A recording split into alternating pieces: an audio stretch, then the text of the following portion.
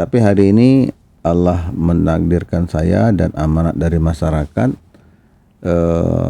tidak ada alasan karena masyarakat juga tidak mau tahu ada efisiensi, tidak mau tahu waktunya singkat. Tapi mereka tahu itu kita bekerja, tuntutan masyarakat dipenuhi. Tapi kan nggak juga bisa simsalabim. Lebaran ini kan puncak kunjungan wisata juga, jangan ada lagi yang ribut-ribut. Kita buat ada tulisan di standar harga head. Wow. Ya itu semangat itu kembali. Gitu ya. Jadi bukan hanya ada minyak kita ada head, ada. Dan pemerintah ini butuh bantuan dari masyarakat. Partisipasi masyarakat menjadi penentu sukses tidaknya sebuah program. Leaders Talk Tribunbengkulu.com. Assalamualaikum warahmatullahi wabarakatuh, Tribuners dimanapun berada. Alhamdulillah hari ini spesial 20 Februari momentum 1 tahun semua kepala daerah bekerja usai dilantik pada 20 Februari 2025 lalu. Tribun Bengkulu mendapatkan kado spesial di Ramadan kali ini. Wali Kota Bengkulu, Bang Deddy Wahyudi sudah berada di studio kita untuk nanti kita bercerita 1 tahun perjalanan ini apa saja suka dukanya dan apa saja realisasi yang sudah diberikan oleh pemerintah Kota Bengkulu untuk masyarakat Kota Bengkulu.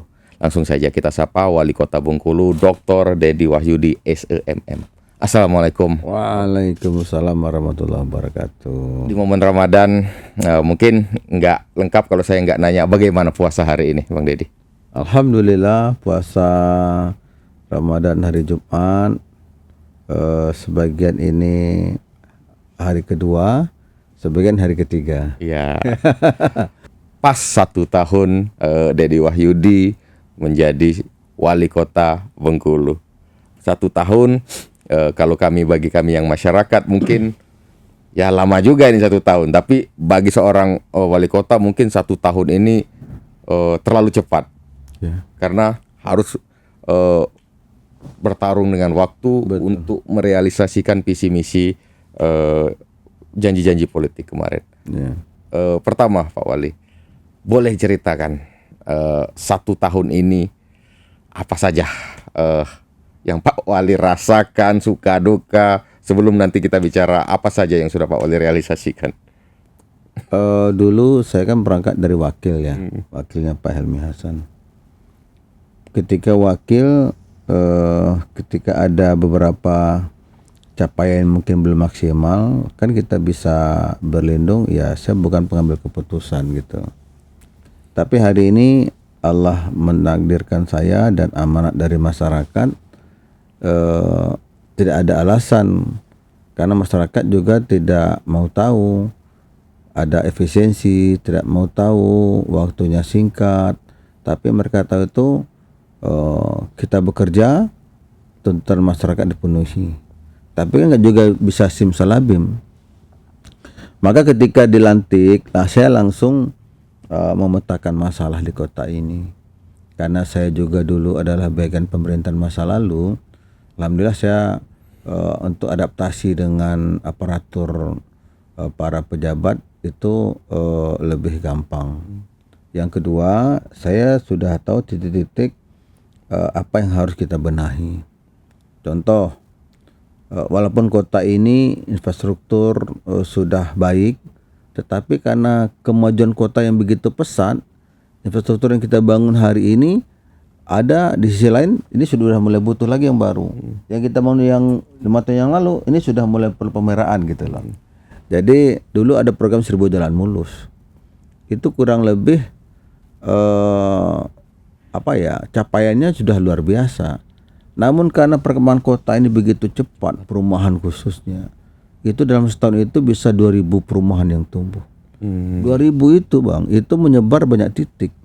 Satu lokasi ada 100 rumah, satu lokasi ada 200 rumah. Nah, perkembangan perumahan yang begitu cepat ini, mereka membutuhkan fasilitas, apa itu? Jalan. Maka saya merenung, waduh, perasaan dulu kita sudah menganggarkan, tapi kok masih kurang. Kita lihat, oh ya perumahan ini perumahan baru. Kalau yang betul-betul baru kami minta bersabar. Tapi perumahan yang dibangun tahun misalkan saya dilantik 2018 pada posisi wakil, 2010 misalkan itu ada bangun rumah, kan udah mulai hari ini berarti sudah 10 tahun juga lebih berarti kan, udah mulai butuh itu. Jalannya tadi mungkin awalnya pengerasan, kalau hujan mulai becek. Nah ini PR saya. Maka ketika dilantik saya langsung, anggaran yang ada kemarin kan bukan saya menyusun, masih PJ wali kota sebelumnya. Alhamdulillah ada kebijakan dari Bapak Presiden melalui Impres nomor 1 tahun 2025, dibuat turunan lagi surat edaran Mendagri soal pergeser anggaran. Inilah momentum saya untuk bagaimana mengalokasikan anggaran di tempat lain, kita alihkan ke mana yang lebih mendesak. Bukan berarti yang sebelum tidak penting, tapi bisa ditunda lah bahasanya begitu. Singkat cerita, ada 77 link jalan yang kita bangun selama tahun 2025. Berapa tadi Pak Wali? 77 link ya, titik ya. Jadi misalkan link, misalkan RT 24 Kandang Mas contoh saja, saya nggak hafal karena banyak itu kan. Ada 77. Tapi Pak kami belum Pak. Iya banyak. Tuntutannya begitu banyak. Kemudian juga soal kebun tebeng, kalau orang lama tahu, kebun tebeng itu Bang, setiap hujan itu pasti banjir sana. Apalagi hujan sampai 3 hari gitu, atau hujan sehari semalam lebat itu pasti banjir. Lalu apa masalah di sana? Masyarakat minta gorong-gorongnya itu minta diperlebar.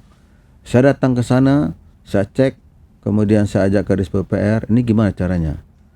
Bisa nggak dibikin lebih besar? Pak, tanggung Pak, jembatan betul. Oke saya bilang, berapa butuh jembatan? Hitung-hitung 3,5 M Pak. Wah, uang kita nggak ada kan?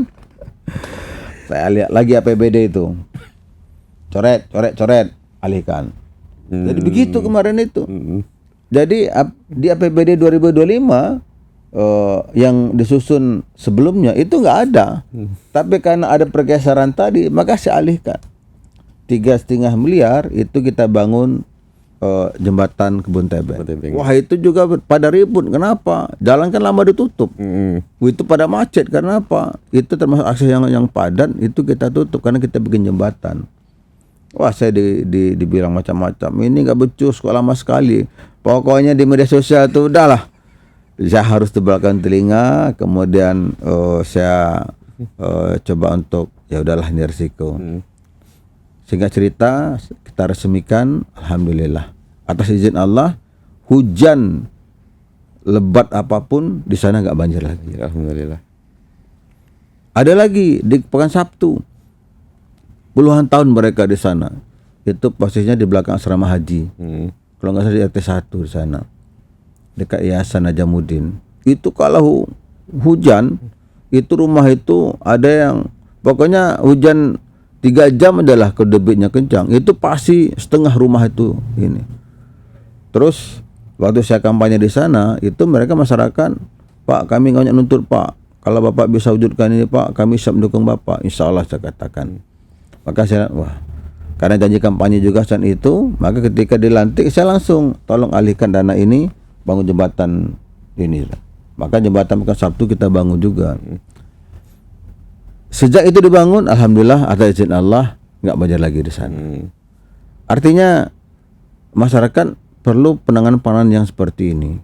Tapi ada lagi sisi lain di beberapa tempat yang kondisinya juga butuh normalisasi sungai, drainasenya diperlebar.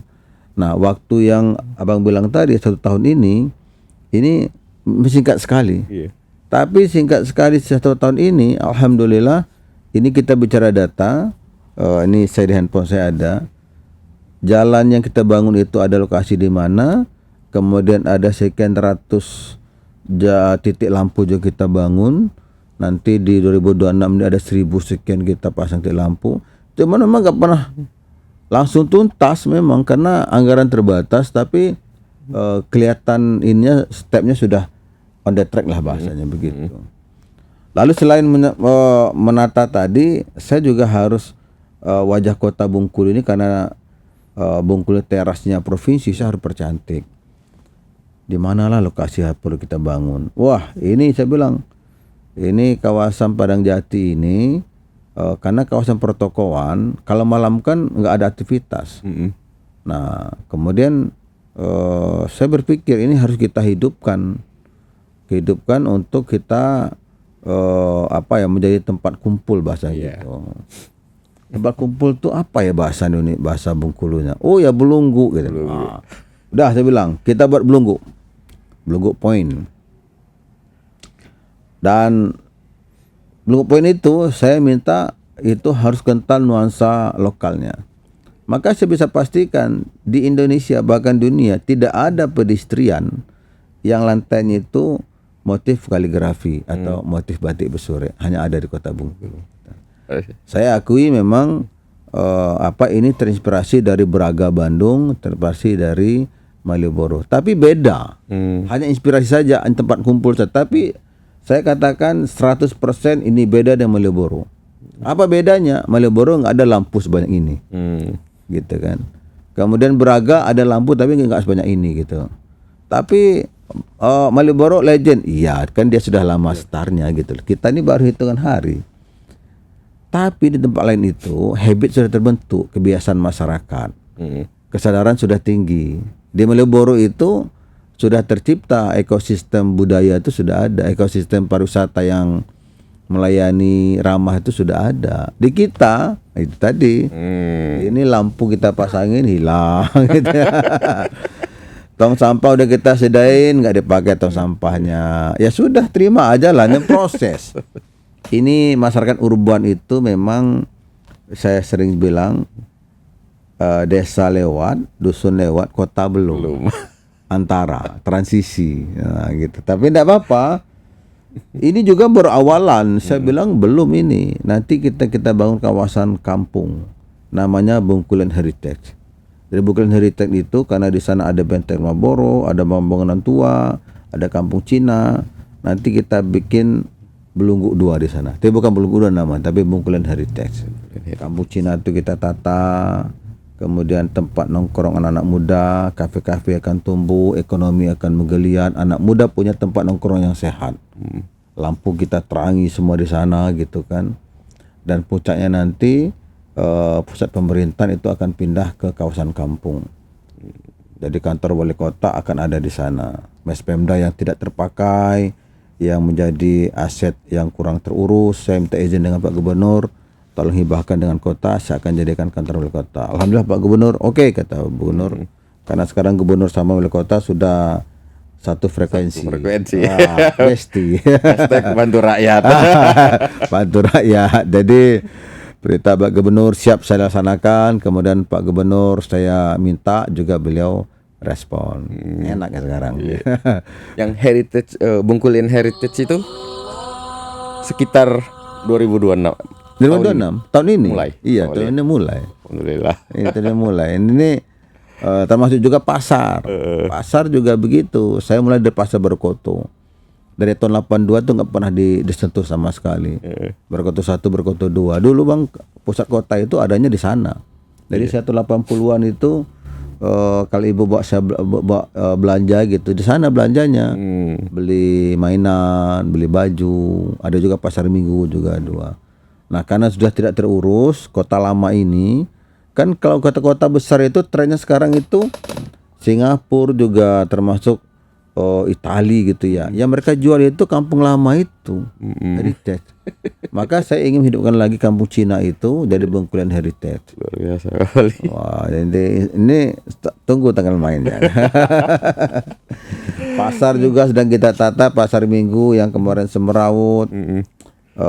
Perlahan kita tata. Sudah mulai menampakkan hasil. Nggak bisa salabi memang, tapi sudah sekian lama ya kondisinya selama ini kurang nyaman, kita akan buat nyaman. Panorama juga begitu, Pak, mulai lagi Pak. Iya, memang memberi penyadaran itu susah. tradisi itu kan kebiasaan berulang jadi budaya. Nah, merubah budaya itu butuh waktu panjang juga gitu loh. Jadi tapi saya punya keyakinan Bengkulu ini tinggal menunggu momentum ini melesat. Karena apa? Kita ini kaya betul dengan sumber daya, terutama di bidang sektor pariwisata. Maaf kalau kita ke tempat-tempat lain enggak baik lokasi wisata, tapi Bengkulu ini kecil, jaraknya dekat, itu lengkap. Ada pertama Benteng Marlborough yang sangat peninggalan Inggris. Kemudian ada juga rumah Bung Karno sama pengasingan di sini. Ada masjid yang dia rancang Bung Karno. Kemudian Jami. Ada wisata alamnya Pantai Panjang. Kalau kita pernah ke tempat lain nggak ada apa-apanya. Pantai Panjang indah betul. Semua orang bilang bagus pantai ini. Tapi kemarin kan awal-awalnya kotor, gelap ketika malam, tapi sekarang alhamdulillah udah bersih belum? Padahal kita sudah sediakan juga tempat sampah. Tempat sampahnya di situ kan. Nggak mau dia jalan dikit, dia buang aja sini gitu. Tapi enggak apa-apa. Tapi nanti saya yakin nanti ada masanya masyarakat akan sadar. Dan tuh ini juga saya akan bangun, kemarin ribut soal gazebo harus bayar sampai sekian. Nanti nggak usah bayar, 100 saya bangun gazebonya, nggak tanggung-tanggung gitu. Luar biasa. Gratis semua Pak Wali. Gratis semua, kasih gratis. Tapi harga kapalnya mahal. Saya lagi manggil Kadif Wisata kemarin, saya bilang saya mau nanti di Lebaran ini kan puncak kunjungan wisata juga, jangan ada lagi yang ribut-ribut. Kita buat ada tulisan nanti standar harga head. Wow. Ya itu semangat itu Pak Wali. Gitu. Jadi bukan hanya ada minyak kita ada head, LPG, tapi nanti di kawasan itu ada head. Kalau menjual di atas harga head, itu kita akan cabut izin jualannya. Masih juga bandel, kita robohkan bangunannya. Jangan main ini. Serius saya. Karena merusak itu. Jual kelapa muda sampai 25.000 itu dari mana itu? Enggak ada ceritanya. Nanti kita duduk bareng. Malah di Padang itu kelapa muda masih ada harga 6.000 8.000. Tapi mungkin karena stoknya banyak itu. Di Bengkulu mereka ngambil dari distributor atau yang ngantar itu 7.000. Nah mereka minta ada untung 5.000 jadi 12, masih wajar lah. Tapi kalau di atas harga itu lagi nggak wajar. Maka nanti kita buat. Tapi kalau itu yang murni ya. Tapi kalau udah campur yang lain buah itu beda lagi lah. Tapi yang standar murni dulu. Mie juga begitu. Mie rebus jangan sampai merebus sampai 20.000. Emang merebus apa 20.000 gitu. Pak Wali, tapi standar kinerja Pak Wali di tahun pertama itu sudah apakah tidak terlalu tinggi Pak Wali? Karena di 2026, 2027 Pak Wali nanti ada yang bilang begini Bang, sebuah lah dia itu jangan serempak nih. Tapi enggak, saya bilang saya terukur, maksudnya kemarin pantai aja, danau aja, atau pasar 1, pasar 2, saya enggak bareng pasar serentak. Kemudian membangun kawasan wisata juga serentak, kebersihan serentak. Itu cerita di sana, cerita internal di birokrasi juga. Saya mau memacu ASN bekerja, tapi saya kasih reward juga. Apa rewardnya? Yang terbaik mendapat hadiah umroh saya berikan. 3 diberangkatkan tahun ini umroh. Tahun depan juga akan kita sediakan 3 juga. Agar mereka termotivasi. Yang kedua, saya juga memberikan kepastian kepada ASN tentang hak dan kewajibannya. Apa haknya? Haknya salah satunya adalah gaji. Nah, gaji ini kita harus ada juga untuk membuat mereka semangat TPP. TPP ini saya minta dengan Bendahara Umum Daerah agar dibayar tepat waktu. Maka mohon maaf kalau di tempat lain ada yang lewat sebulan, ada yang konon kabarnya nggak dapat tri lagi. Tapi di Kota Bengkulu silakan tanya, tepat waktu kita bayar. Dan hari ini TPP Kota Bengkulu tertinggi seprovinsi. Wah itu. Jadi kita perhatikan semua. Yang lain gimana? Yang lain juga perlu kita perhatikan, bidang sosial, bedah rumah, kemudian rehab rumah yang lain, anak yatim, kemudian para janda miskin, bantuan kursi roda. Dan saya punya program yang ini sudah melekat, takziah itu enggak juga putus. Tiap malam saya takziah. Tadi pagi kerja, malam saya takziah. Maka orang ada yang dulu kita Dedi takziah. Jadi takziah, betul. Saya dengar itu Pak Wali. Dedi takziah, Dedi mah Dedi takziah katanya. Karena dulu pas pilkada kan ada 2 Dedi. Tadi ada ibu itu ditanya, milih siapa Dedi? Dedi mah Dedi takziah katanya. Udah melekat ternyata Dedi takziah itu. Nah, Pak Wali dengan cara kerja Pak Wali yang sangat cepat, satset istilah anak Gen Z, bagaimana selain tadi ya memberikan wording kepada dinas-dinas yang berprestasi agar memacu teman-teman juga agar ikut Pak Wali kerja dengan cepat, tapi pastikan tentu tidak dengan cepat mengubah cara kerja ASN yang dulu dengan Pak Wali yang sekarang. Kiat-kiat Pak Wali apa? Ya, saya mengajak para aparatur untuk belajar bersyukur. Karena ini kan momentum Ramadan juga. Bersyukur kenapa?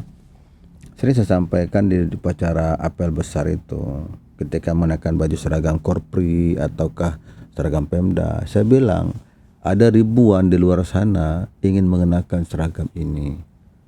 Maka bersyukurlah. Bagaimana cara bersyukur? Kerja dengan baik. Apa itu jangan baik? Ikuti perintah pimpinan selama itu sesuai aturan. Jadi jangan suka ngebantah, karena saya paling nggak suka punya aparatur, punya pegawai, punya mental block. Pas disuruh, ada pacak Pak, susah Pak. Wah maka saya bilang saya nggak mau dengar itu tuh. Yang kedua, jangan suka ngeluh, saya bilang. Karena apalagi kita digaji, ada TPP. Lah kalau selalu ngeluh nggak bisa kerja nanti Pak. Tapi Pak, gaji kami habis, itu kan resiko sendiri gitu ya. Mungkin nggak enak Pak dengarnya. Tapi saya mengajak bersyukur dengan apa yang ada sekarang.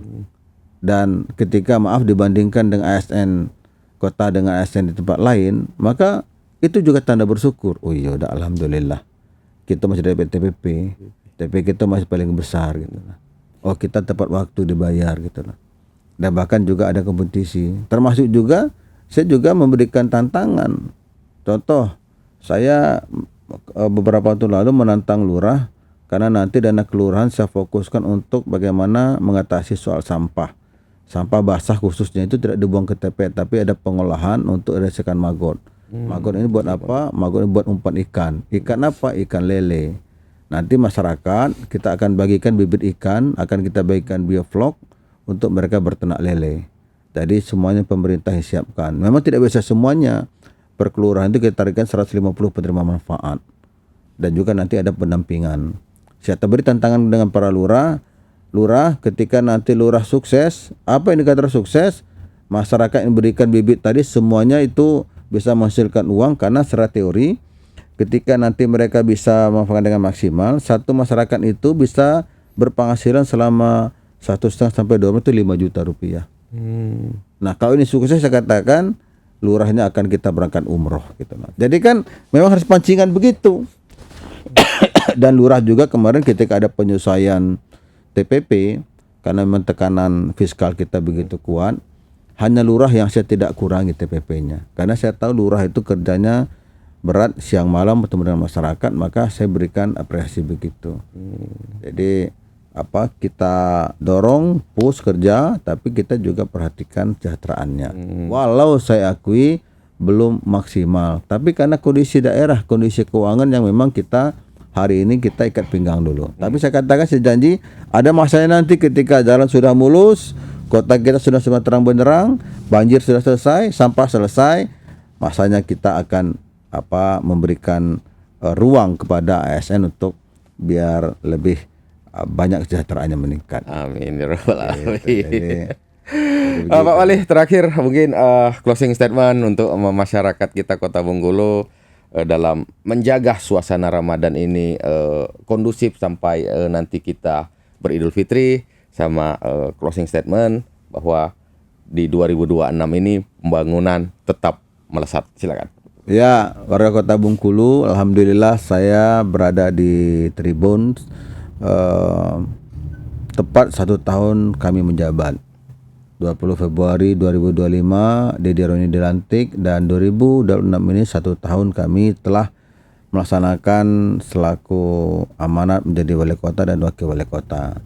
Kami menyadari belum semua cita-cita visi misi itu sudah dilaksanakan karena ini baru tahun pertama. Namun kita bisa melihat perubahan di bidang pembangunan, kemudian upaya kami untuk bagaimana seluruh masyarakat merasakan manfaat pembangunan terus kami gelorakan.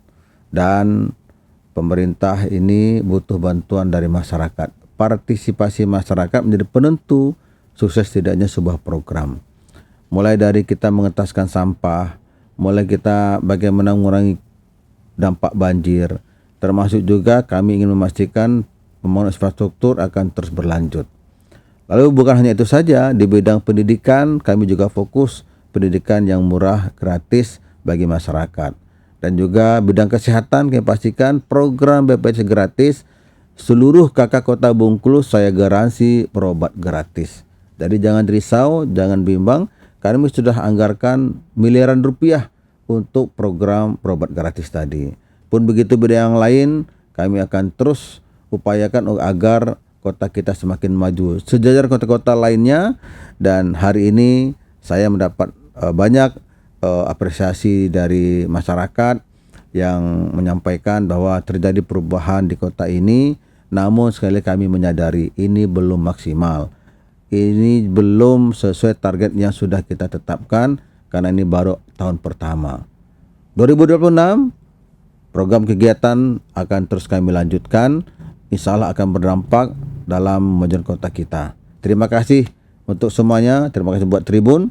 Semoga Tribun semakin maju, semakin jaya di tengah juga tekanan kompetisi media yang begitu ketat, dan kami yakin ketika Tribun bisa menyampaikan informasi akurat, up to date dan juga berpihak pada publik, maka insya Allah tanpa diminta publik akan mencari referensi berita yang ada di Tribun. Selamat buat Tribun dan juga tim. Terima kasih kami dari pemerintah Kota Bengkulu. Selamat menunaikan ibadah puasa. Insyaallah puasa tahun ini puasa terbaik dan Allah ampunkan semua dosa-dosa kita. Man sama Ramadana imanan mati saban, ghufiralahu ma taqaddama min dzambi. Insyaallah Allah akan ampunkan dosa kita dan kita kembali suci di bulan Syawal nanti. Assalamualaikum warahmatullahi wabarakatuh. Waalaikumsalam warahmatullahi wabarakatuh. Oke Tribuners, luar biasa Pak Wali tadi sudah memberikan lengkap full tentang apa saja yang sudah dilakukan dan apa yang akan dilakukan 2026. Yang pasti 2026 sampai nanti selesai masa jabatan tetap bantu rakyat. Betul Pak Wali. Ya, itu menjadi kode tetap. Kode apa yang menjadi titik pijak kita. Jadi keywordnya lah bahasanya. Keyword. Jadi apapun program kita ini keywordnya bantu rakyat. Bantu rakyat itu luas artinya. Bagaimana masyarakat, rakyat merasakan manfaat dari pembangunan yang kita lakukan. Tentu setiap kegiatan pembangunan akan ada dampak, tapi kami akan berusaha untuk memperkecil dampak tadi sehingga semuanya bahagia. Alhamdulillah. Oke, terima kasih. Saya tutup. Wassalamualaikum warahmatullahi wabarakatuh. Waalaikumsalam warahmatullahi wabarakatuh. Download Tribun X sekarang. Menghadirkan lokal menjadi Indonesia.